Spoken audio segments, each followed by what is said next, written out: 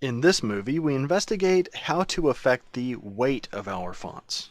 Now essentially, this is talking about making things bold, but it's actually a bit trickier and more complicated than making things bold in a standard word processing program.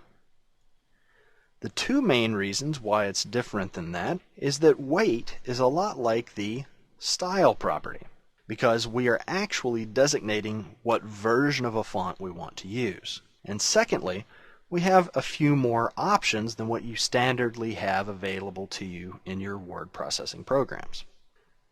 So our property will look a little something like this when it's in use. We will use font-weight to specify the property, and then the values that we can plug into that are normal, and normal will behave as we discussed in a previous movie.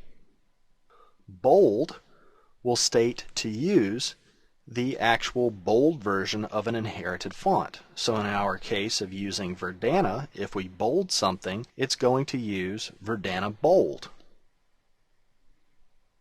Now, what if our inherited font is actually Verdana Bold? What would bold do?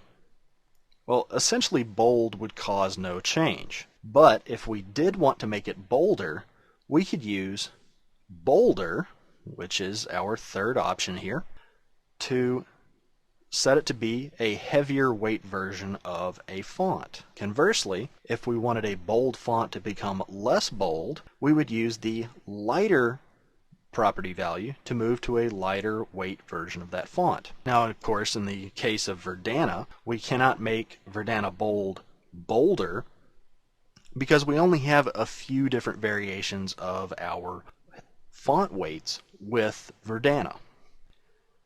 Now, all of this may seem slightly strange to you, especially if you've never worked with a large variety of font weights before. CSS is going to give us 9 different weight levels that we can use, and that's where the numbers come into play. So we're going to have a range between 100 and 900 that we can use to specify what the weight of our specific font is.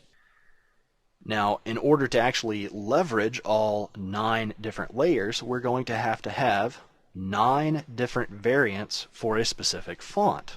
Now, because most of the fonts that we're going to encounter that are available across multiple operating systems and available to the wider populace of the World Wide Web are not going to have 9 different variants of font weight, we are going to be pretty limited in how we can use our numbering system, or even using the bolder and lighter relative values based on inherited weight.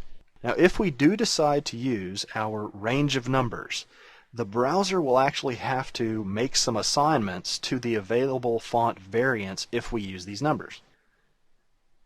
Now, typically, a normal font is going to be around a 400 weight font, and a bold font will be around 700.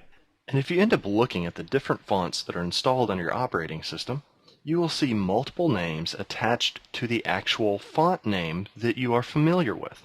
Now, these variants are associated with the font weight numbers as well.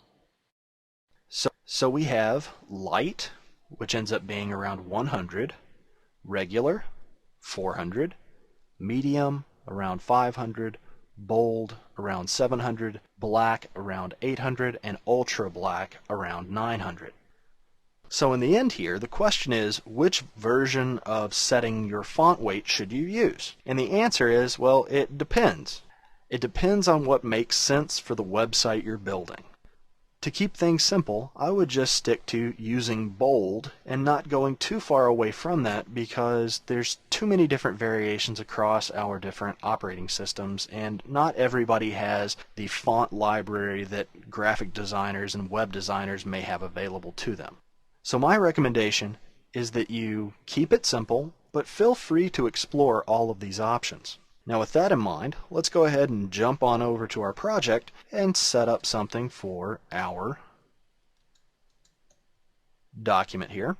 I'm going to control our site mission. So here's our site mission right here. I'm going to make that bold. So I jump into my CSS, find my rule for Site Mission, and I'll set up the font dash weight, and again I'm just going to keep it simple and just use bold. I'll save, jump back into the HTML, and I'll refresh, and there I see the font thicken up quite a bit. So that's how we're going to be able to add weight, and that concludes this movie as well as our mini section dealing with basic formatting.